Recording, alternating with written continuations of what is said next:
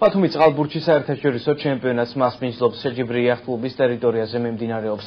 წარსულში ცნობილი წყალბურთელის პეტრე ბრეუსის სახელობის თასისთვის საქართველოს გარდა მოლდოვეთისა და სომხეთის გუნდები იბრძვიან.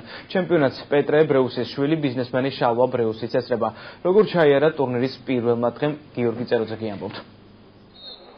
ცნობილი წყალბურთელის პეტრე ბრეუსის სახელობის თასის გათამაშება ბათუმის იახტ-კლუბში დღეს დილით დაიწყო. ჩემპიონატში 3 ქვეყნის 8 გუნდი 2 ქვეჯგუფში ასპარეზობს. ბრეუსის თასი ბათუმში წელს პირველად გათამაშდება და როგორც ორგანიზატორები აცხადებენ, ტრადიციული გახდება. შეხვედრებს დღეს ცნობილი წყალბურთელის შვილი შალვა ბრეუსიც ესწრებოდა.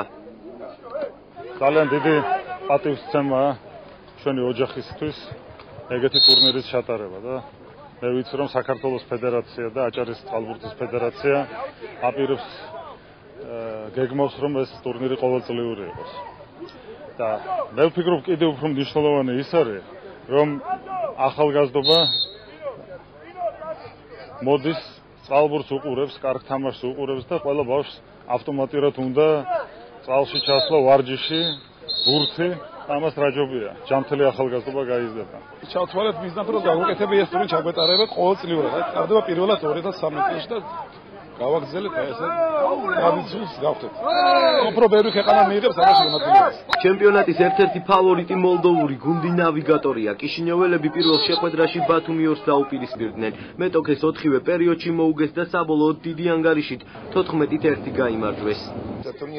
ტურნირი საინტერესოდ დაიწყო. ჩვენ პირველ შეხვედრაში დიდი ანგარიშით გავიმარჯვეთ და იმედს ვიტოვებთ ხოლ საპრიზო ადგილებისთვის ვიბრძოლებთ. მადლობას ვუხდი ორგანიზატორებს ჩვენი ბათუმში მოწვევისთვის. ჩემპიონატის პირველ დღეს იახტ-კლუბში სულ 6 შეხვედრა გაიმართა. ბათუმი ერთმა პირველ შეხვედრაში სომხეთი 8-4 დაამარცხა. მეორე შეხვედრაში კი საქართველოს ახალგაზრდულ ნაკრებთან 12-3 დამარცხდა. დანარჩენი შეხვედრები შემდეგი ანგარიშით დასრულდა. ლიგამუსი ქუთაისი 10-8, საქართველოს ახალგაზრდული ნაკრები ქუთაისი 2, 28-1, სომხეთი ქუთაისი 2, 3-2. ძალიან კარგი ტურნირია, ახლა ჩამოსულია ბევრი გუნდი. რაც კარგია ჩვენი ტურნირისთვის და ორი თამაში ვითამაშეთ უკვე, ერთი წავაგეთ, ერთი მოვიგეთ და შევეცდებით ყველაფერს გავაკეთებთ იმისთვის, რომ გავხდეთ ჩემპიონი. ოლიმპიური ბრინჯაოს მფლობელი პეტრე ბრეუსის სახელობის თასის გათამაშება ბათუმის იახტ-კლუბის ტერიტორიაზე კიდევ 2 დღეს გაგრძელდება.